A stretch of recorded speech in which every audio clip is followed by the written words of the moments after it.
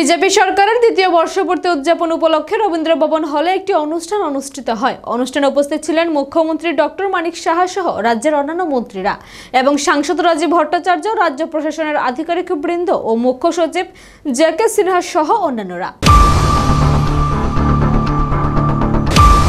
এই মহতী অনুষ্ঠানে উপস্থিত থেকে মুখ্যমন্ত্রী বলেন, দ্বিতীয়বারের বিজেপি সরকারের দ্বিতীয় বর্ষপূর্তি উপলক্ষে রাজ্যের সকল জনগণকে তিনি অভিনন্দন জানাচ্ছেন।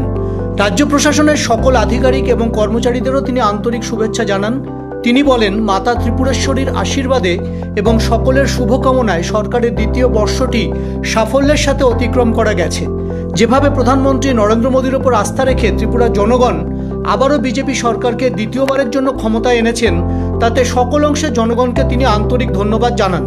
মুখ্যমন্ত্রী আরও বলেন, আপনারা সবাই জানেন বিরোধীরা নানা বিষয়ে কটূক্তি করে থাকেন, তারা হেরে গেলেই এরকম কথা বলেন, নিন্দুকেরা নানা কথা বলবেই, কিন্তু আমরা দেখব আমাদের সরকার ঠিকমতো কাজ করতে পারছে কিনা। বিরোধীরা নির্বাচন এলেই নির্বাচন কমিশনকে ধন্যবাদ জানান, আবার হেরে গেলে তাদেরকে উল্টোপাল্টা কথা বলেন। যাই হোক, মানুষ আমাদের ওপর যে ভরসা রেখেছেন তার জন্য আমরা সকলকে হার্দিক অভিনন্দন জানাচ্ছি।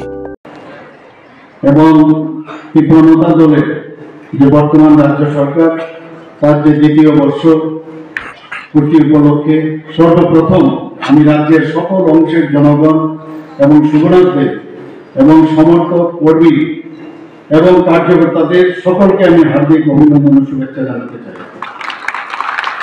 বন্ধুগণ, রাজ্যে যারা কর্মরত সরকারের কর্মচারী সহ যারা এখানে উপস্থিত আছেন বা যারা উপস্থিত হননি, তাদেরকেও আমি সমস্ত রাজ্য প্রশাসনের সকল স্তরের আধিকারিক, কর্মচারী বন্ধু এবং আরক্ষা প্রশাসনকেও আমি আন্তরিক শুভেচ্ছা জ্ঞাপন করছি।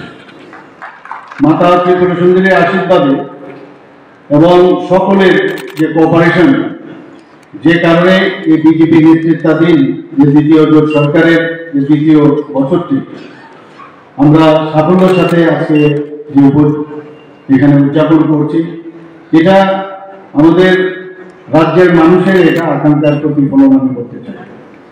2023 সালে যেভাবে অবাধ, সুষ্ঠু ও শান্তিপূর্ণ নির্বাচনের মধ্য দিয়ে আমরা রাজ্যের বিপুল অংশের জনগণ দ্বিতীয়বারের জন্য মাননীয় প্রধানমন্ত্রী নরেন্দ্র মোদীর উপর আস্থা রেখে আমাদের এই বিজেপি নেতৃত্বাধীন জোট সরকারকে পুনরায় রাজ্য পরিচালনার দায়িত্ব অর্পণ করেছেন।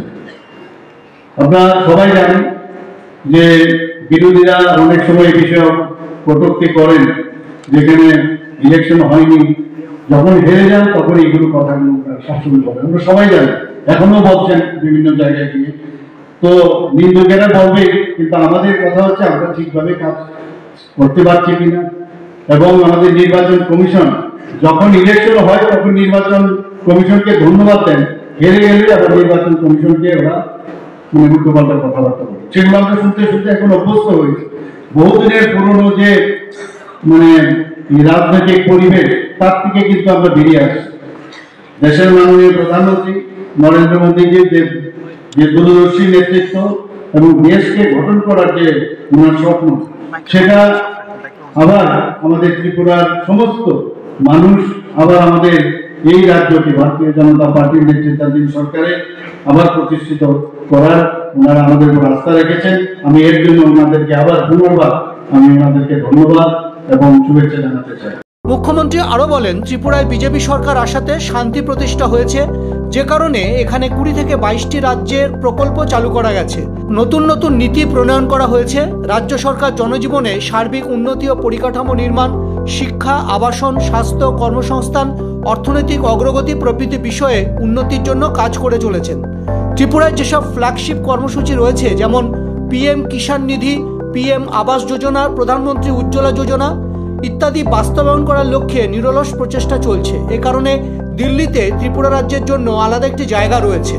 ত্রিপুরায় অফিস কাজ করে চলেছে। এই কারণে কেন্দ্রের বিজেপি সরকারও রাজ্য সরকারের ভূয়সী প্রশংসা করছেন। একটা লক্ষ্য আমরা রেখেছি, সেইভাবে আমরা ত্রিপুরা সরকার কাজ করে চলছে। এখানে আমার পূর্ববর্তী বলেছেন যে ত্রিপুরাতে এখন শান্তি প্রতিষ্ঠিত হয়েছে, যে কারণে আমরা এখানে এই সুস্থিতি বিরাজ করার পরে গত 7 বছরে এই সরকার সময়কালে প্রায় 20 থেকে 22টি রাজ্য প্রকল্প চালু হয়েছে। প্রায় 30টি নতুন জনমুখী নীতি প্রণয়ন ও সংশোধন করা হয়। গত 7 বছরে রাজ্য সরকার জনজীবনের সার্বিক উন্নতি, পরিকাঠামোর উন্নয়ন, আবাসন, স্বাস্থ্য সুরক্ষা, শিক্ষা ও অর্থনৈতিক যে অগ্রগতি তার উপর আমরা আলোকপাত করেছি এবং সেটা কিন্তু আমরা সেটা করতেও পেরেছি। কেন্দ্রীয় সরকারের বিভিন্ন যেসব ফ্ল্যাগশিপ কর্মসূচি আছে, প্রধানমন্ত্রী আবাস যোজনায় হোক, পিএম কিষাণ সম্মান নিধি হোক, পিএম উজ্জ্বলা যোজনায় হোক, আয়ুষ্মান ভারত মতো উল্লেখযোগ্য কর্মসূচিগুলো সফল আমরা বাস্তবায়ন করতে পেরেছি। যে কারণে দিল্লিতে যখন আমরা যাই বা কেন্দ্রের হস্তক্ষেপে যখন কোনো কথা হয় তখন কিন্তু ত্রিপুরাকে একটা বিশেষ মর্যাদা আমরা সেখানে আমরা পাই, সেটা আমরা দেখতে পাই।